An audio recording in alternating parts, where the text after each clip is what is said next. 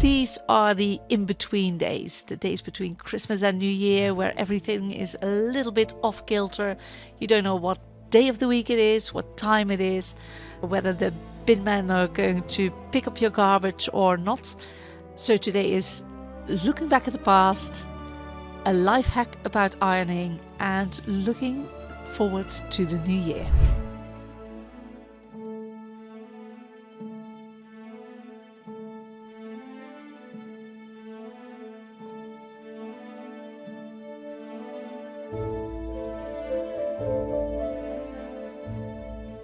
Good morning, good afternoon, good evening, wherever you are in the world. Welcome to the Quality of Life Quest. My name is Anneke. And today is a bit of a weird day, as those days around Christmas and New Year are for most people. It's just a weird time. You never know which day it is or what's happening, where you've been or where you're going to. So this episode is going to be all over the place as well. I'm sorry, I thought I'd just warn you. So this episode will come out just before Christmas. How have you been getting on with the Advent calendar? Did you follow it? Did you do anything in it that you thought, oh, actually, that was useful? Are there still things on your to-do list where you think, oh yeah, that would be useful, but I haven't had time for it, so I'll do it next week? Let me know. Let me know. I'm really, really curious. So as I mentioned before, this episode is a bit all over the place. And we'll start with an ironing life hack of all things. And then we'll talk about what's happening in the new year. So here it is, ironing life hack. How about taking your laundry out of the washing machine? It's done its cycle of washing and, just spin dry. Taking it out of the washing machine and then iron it straight away. Why? Because that's not how I've been brought up. I've been brought up with you take your laundry out of the washing machine, and believe me, when I grew up, that was way more convoluted than taking it out of the washing machine, but that's a story for another time. So you take it out of the washing machine and then you hang it to dry, and once it's dry, you iron it, which is, fine. Except that when I started my job in hospital, it wasn't fine. It was January, it was quite cold, and Great Britain is damp to start with. So to dry the uniform, it would take forever. And then I would have to iron it. And then you'd have to apply steam to the ironing because the creases wouldn't come out, and it was a palaver, and it didn't really fit in the days that I had available between my last uniform wearing day and the next day I had to wear the uniform, because when I started initially, my days were all over the place and you only get 3 uniforms. So there wasn't enough time between the laundering of the goods and having to wear them again. So I started doing what I normally do with linen, and that is get it out of the washing machine and immediately iron it without steam, because it's so wet. It creates its own steam when you iron it. And therefore the ironing itself dries the fabric significantly. When you take the items out of the washing machine and you immediately iron them and then hang them up to dry, you're basically done. The ironing process dries the fabric significantly. It's not dry yet. It still needs further drying, especially the seams. But most of the moisture has been ironed out and the creases have been ironed out. So I hang them on hangers, in this case in the conservatory, and it will dry in no time flat. So I take the items out of the washing machine, and as you can see, I wash my tops and my bottoms separately. The white stripe on the top really attracts any other color that's in the washing machine, and I would like to keep them white. And then straight from the box I carry the uniform in, I go to the ironing board. The iron is set to poly cotton because that's what it is, and I start ironing. I don't know if you can see the difference on screen with ironing, but when you iron the shirt, you can see that where you've been, the fabric is lighter than the wet fabric. I always start with the collar, and from the collar I go to the shoulders, and once I've done both shoulders I go to the sleeves, and once I've done the sleeves I work my way around the rest of the body. Now you might think that because it hangs up it doesn't dry that easily, and you could be correct. It's just that, for me at the moment, it's 4 days between ironing and wearing the garments again. If you would like more tips and tricks to improve the quality of your life, go to thequalityoflife.quest. It's a website where you will find more information about how to improve the quality of your life. I don't normally iron my clothes. It's not my thing. It's not how I've been brought up. I've been brought up with you iron everything. And then I moved to Wales and met some friends who don't even own an iron. So over time, I've adopted that point of view that you don't need to iron all your clothes. I hardly iron anything at all, except my uniform. I always iron my uniform. I think that if you represent an organization, you should at least try to look a bit more respectable than an unironed uniform. Is it perfect? No, because it's not something I enjoy, so I never put enough time and effort into it to learn to be the perfect ironer. But I do it, and it has saved me so much headache, so much anxiety from not being able to finish my laundry cycle in between days of wearing the uniform. At the moment, my days are set. So I work Friday, Saturday, Sunday, sometimes Thursday, Friday, Saturday, Sunday, or Friday, Saturday, Sunday, Monday. But in principle, my days are set. So there is plenty of time to wash and dry and iron the uniforms. But it wasn't when I started.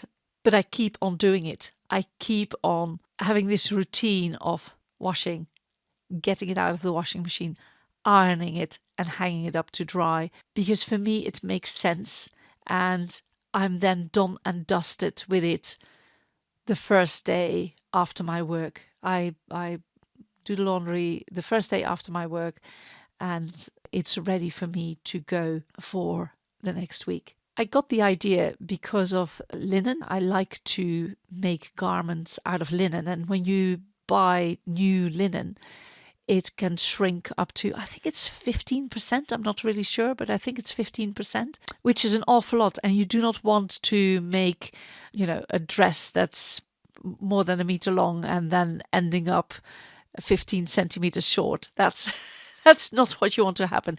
So I always wash linen at the highest heat setting my washing machine allows. And then when it comes out, I iron it straight away because linen is famous for being wrinkly. And you want it to be rather flat when you cut out the pattern. And after having dealt with too dry linen, which you can't iron anymore, I developed this idea of, just iron it when it's wet to start with. And it really works. And that's how I came to apply it to my uniform as well. Even though the reasons were different, the result is the same. My uniforms may not be perfect when I put them on again, but the worst of the creases are out and they're definitely dry. It's a weird life hack, but I hope it works for you as well as it does for me. And now let's look forward to 2026. A lot of people have good intentions for the new year. They've got goals, they've got, nice ideas for the coming year. And they quite often set good intentions at the beginning of January, and come February, it's gone out of the window again. So I thought, is there anything I can do about that to make it more thorough and more likely to stick?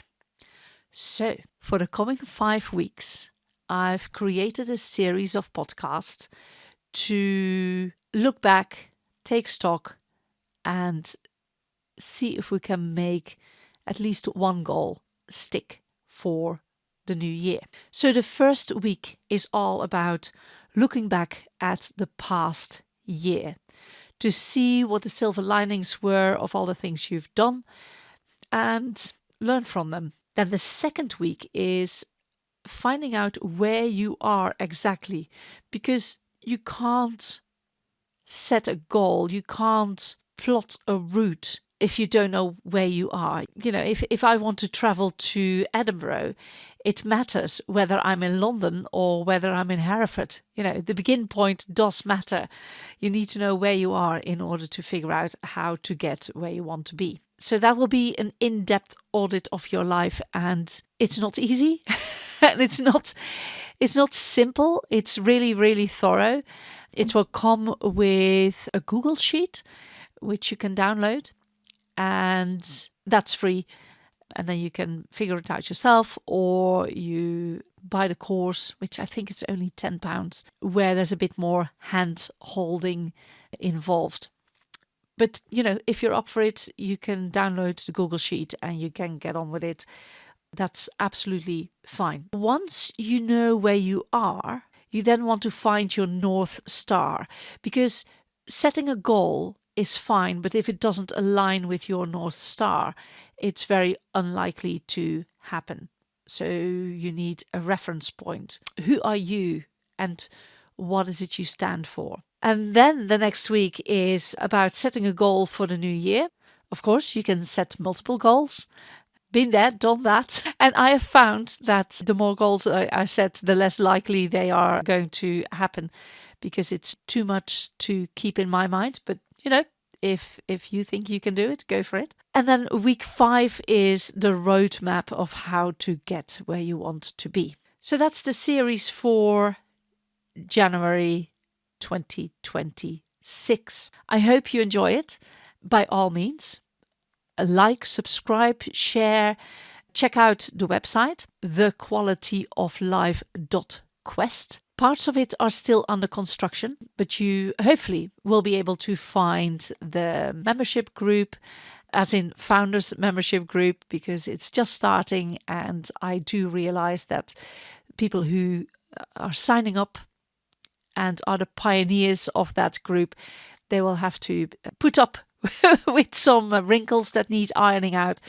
So yes, there's the founder members group. There's also a basic level, which is £3.50 if you like what you see and you want to help out with the content being put out. As a thank you, you get access to all the videos and audios without adverts on it. But yeah, it's a nice way to support the channel and to get something in return. If you want to be more active and want more, then there is the founders membership group, and at this moment in time I think it's £12 to be part of that group, to set up this community and to get access to the courses. So the Life Grid course is part of the membership group. So basically, if you want the Life Grid course, then signing up for the founder membership group for the first month, you're almost even. I'm looking forward to working together with you in this new year. Hopefully the website will be up and running. Maybe there are some bits that are still under construction. I don't know. I'm still working at it. Hopefully there will be a homepage. There will be an about page. Courses. At the moment there are 2 courses on it. One is Life Grid and the other one is about gratitude. There is a page about the membership group, the founder membership group. There are Zoom meetings. You can ask questions that I will answer. The website will be live and up and running, and maybe some bits are under construction, but at least it will be a way to connect with me personally. Oh, and the one-on-one personal chats will be available as well, even though there are very few slots in the week. There are slots in the week and I will make them available. The website is thequalityoflife.quest, and check it out. Check it out if you're interested in any of those items I've just mentioned. Right, that's it. I don't know what you're doing. I will be working over Christmas. So Christmas Eve, Christmas Day, Boxing Day. Then I will have a day of washing and ironing my uniform, so it's ready for me to wear when I come back from the Netherlands. And I will spend some time in the Netherlands over the new year and will be completely confused by the time I get back. And when I get back, it will be straight back to work. Let me know what you're doing, how you're going to do those days in between Christmas and New Year, and what your plans are for 2026. May the road rise up to meet you. Until next time, see you. Bye.